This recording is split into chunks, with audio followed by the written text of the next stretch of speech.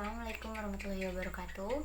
Perkenalkan, nama saya Sulistiawati. Saya dari program studi akuntansi semester 5 dengan NIM 031112200002. Di sini saya akan mempresentasikan atau memaparkan materi dari mata kuliah Good Corporate dengan materi Good Corporate Governance GCG di BUMN yang diampu oleh Ibu Sri Mulyati SEMSI.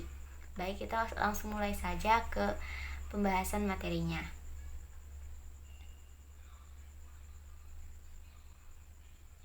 Nah, untuk pengukuran terhadap penerapan GCG di BUMN, yang pertama ada penilaian. Nah, penilaian sendiri ini untuk mengidentifikasi pelaksanaan GCG di BUMN. Ini melalui pengukuran dan pelaksanaannya serta penerapannya di BUMN tersebut yang dilaksanakan secara berkala setiap 2 tahun sekali.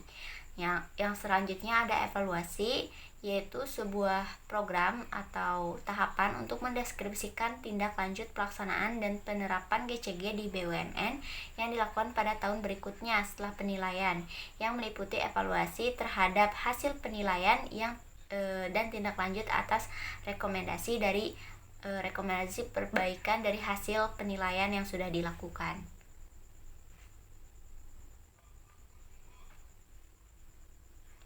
Nah, selanjutnya ada pengukuran terhadap penerapan GCG di BUMN. Sebelum adanya penilaian, yang harus dilakukan adalah dengan melakukan sosialisasi mengenai Good Corporate Governance kepada BUMN terkait. Dalam kasus yang akan saya ambil yaitu pada PT Taspen. Nah, ini bertujuan untuk memastikan bahwa pemahaman dan penerapan prinsip-prinsip GCG yang baik di seluruh organisasi. Selanjutnya, penilaian GCG dilakukan oleh asesor independen yang ditunjuk oleh Dewan Komisaris atau Dewan Pengawas. Proses ini mengikuti ketentuan pengadaan barang dan jasa yang berlaku di masing-masing BUMN. Nah, untuk efisiensinya sendiri, penilaian dapat dilakukan dengan menggunakan jasa instansi pemerintah yang berkompeten dalam bidang GCG. Nah, penunjukannya sendiri ini dilakukan oleh direksinya yang melalui mekanisme penunjukan langsung. Penunjukan langsungnya sendiri itu juga memerlukan pertimbangan dari direksi yang lebih matang lagi. Nah, untuk tujuan dan manfaat dari pengukuran atau penilaian yang dilakukan, yang pertama untuk meningkatkan transparansi, akuntabilitas, dan efektivitas dalam pengelolaan BUMN. Terus yang kedua ada memastikan bahwa praktik GCG ini diterapkan secara konsisten untuk mendukung keberlanjutan dan daya saing perusahaan. Nah, selanjutnya ada ketentuan Kementerian BUMN pada Keputusan Sekretaris Kementerian BUMN nomor SK16 SMBU 2012 tanggal 6 Juni 2012 terkait dengan indikator atau parameter penilaian dan evaluasi atas penerapan tata kelola perusahaan yang baik atau Good Corporate Governance pada BUMN, yang menyatakan bahwa indikator atau parameter pengukuran penerapan GCG sebagaimana kriteria pengukuran GCG meliputi beberapa aspek. Yang pertama, komitmen terhadap penerapan tata kelola perusahaan yang baik secara berkelanjutan dengan bobot 7,00. Terus yang kedua, pemegang saham dan RUPS atau pemilik modal dengan bobot 9,00. Terus yang ketiga, Dewan Komisaris atau Dewan Pengawas dengan bobot 35,00. Terus yang keempat, direksi dengan bobot 35,00. Terus yang kelima, pengungkapan informasi dan transparansi bobot dengan bobot 9,00. Dan yang keenam, aspek lainnya dengan bobot 5,00. Nah, aspek-aspek ini saya dapatkan dari lampiran surat edaran Keputusan Sekretaris Kementerian BUMN nomor SK16/2012 yang ada di internet.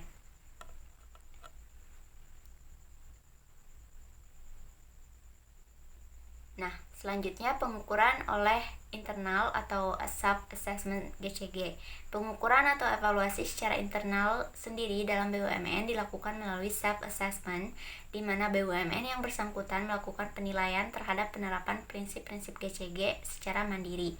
Nah, proses ini dapat melibatkan diskusi atau meminta bantuan dari penilai independen, asesor independen, atau menggunakan jasa instansi pemerintah yang berkompeten di bidang GCG. Nah, untuk indikator dari penilaiannya sendiri itu tetap menggunakan Sekretaris Kementerian BUMN yang aspek-aspek yang tadi saya jelaskan dengan masing-masing indikator 6, 6, 12, 13, 4, dan 2.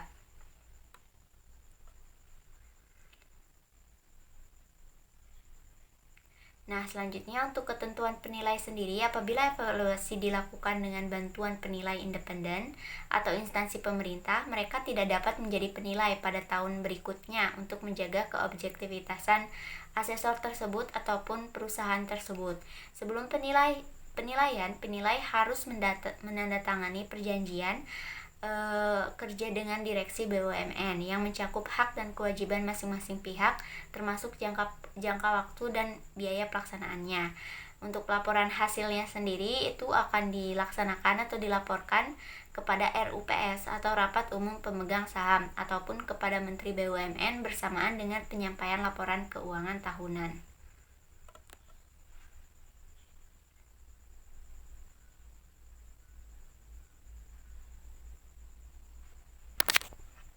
Nah, selanjutnya ada juga beberapa hal yang harus diperhatikan bagi asesor atau penilai yang ditunjuk menjadi tim sub-assessment GCG.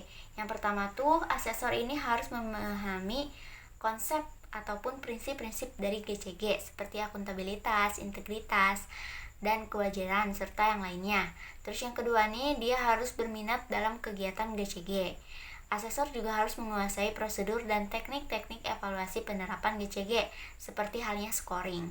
Terus juga dia harus memiliki wawasan yang memadai mengenai kondisi-kondisi makro yang berkaitan dengan praktik-praktik bisnis BUMN. Nah, terus asesor juga harus memiliki keahlian dalam berkomunikasi secara lisan maupun tertulis. Nah, dia juga harus dapat bekerja sama dalam teamworknya harus bagus. Nah, yang ketujuh, mempunyai integritas dan kepribadian yang baik. Dan yang terakhir, memiliki kemampuan analisis yang baik. Nah, ini tuh untuk lebih kayak melihat seberapa kompetensi asesor yang akan melakukan penilaian ini gitu. Jadi, ini untuk melihat kekompetenan asesor tersebut.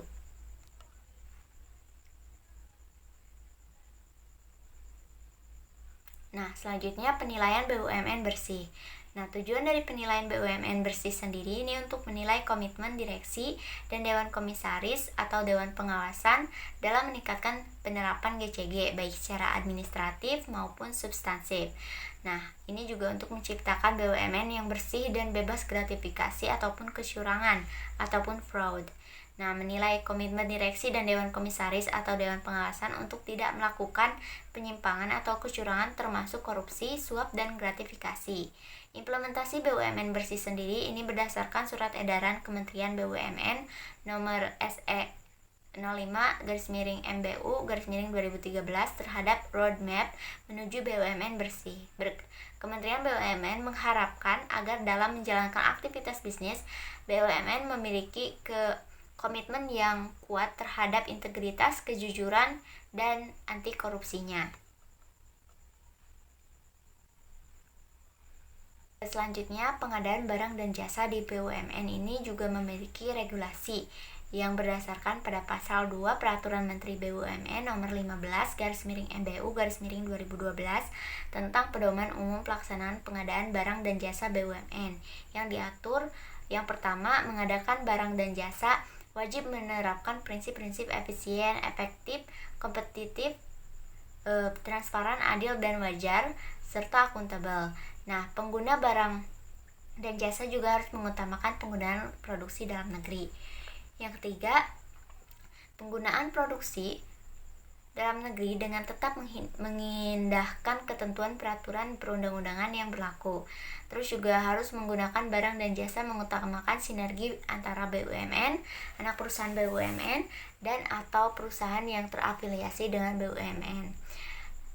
Selanjutnya,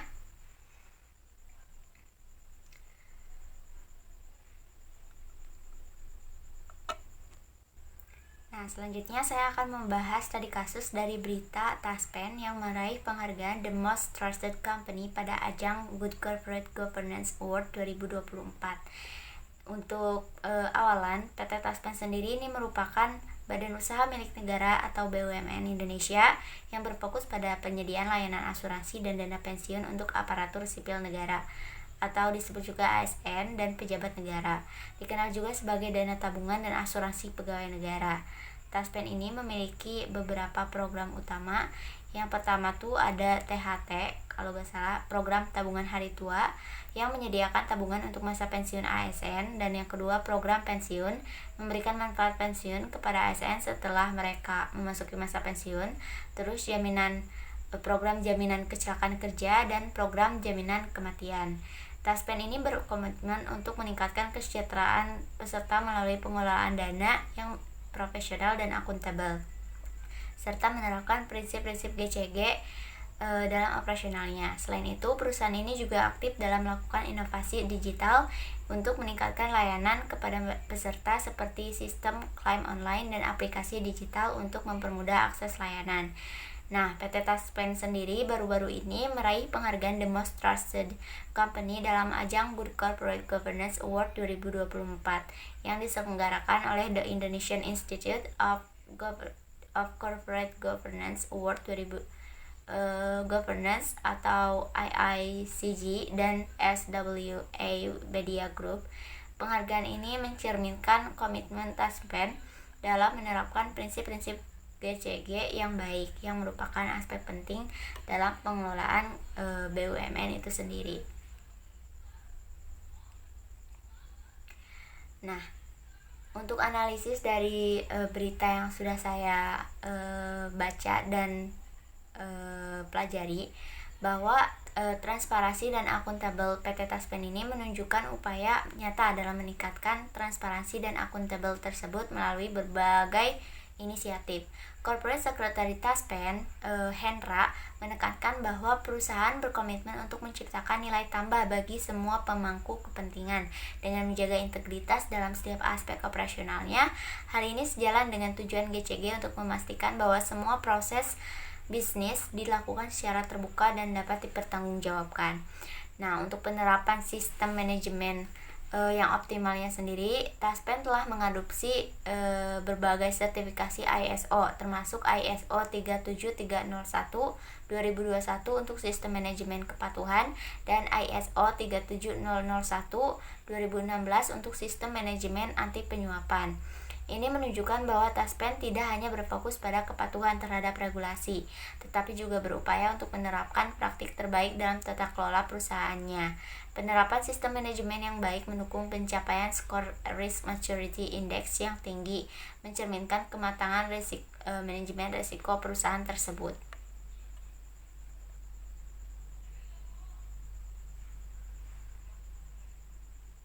Nah, yang ketiga ada inisiatif rekrutmen inklusif.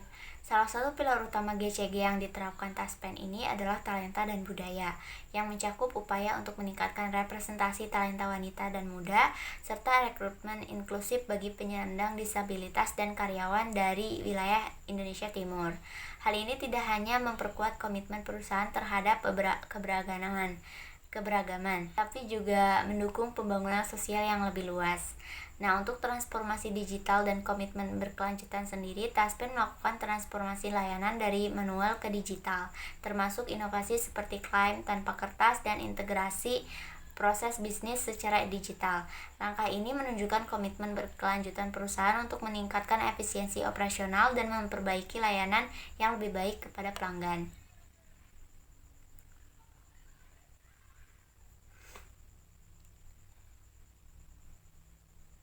Nah, selanjutnya audit internal dan pengelolaan risiko. Pilar tata kelola yang baik di Taspen ditunjukkan melalui pengelolaan investasi yang hati-hati serta audit internal berbasis risiko dengan menerapkan Business Continuity Management System (BCMS) dan Contingency Plan. Taspen memastikan bahwa mereka siap menghadapi tantangan dan menjaga kelangsungan bisnis. Selanjutnya, pencapaian skor GCG yang tinggi. Nah, skor GCG sendiri itu sebesar 85,84 pada tahun buku 2023 hingga semester 1 2024. Taspen menunjukkan peningkatan signifikan dibandingkan tahun-tahun sebelumnya. Pencapaian ini menjadi skor keberhasilan implementasi prinsip-prinsip GCG di perusahaan Taspen. Nah, dengan melalui berbagai inisiatif dan komitmen terhadap prinsip-prinsip GCG yang baik, PT Taspen berhasil meraih penghargaan The Most Trusted Company. Keberhasilan ini tidak hanya meningkatkan reputasi perusahaan, tetapi juga memberikan kontribusi positif terhadap pembangunan ekonomi bangsa sesuai dengan arahan Kementerian BUMN.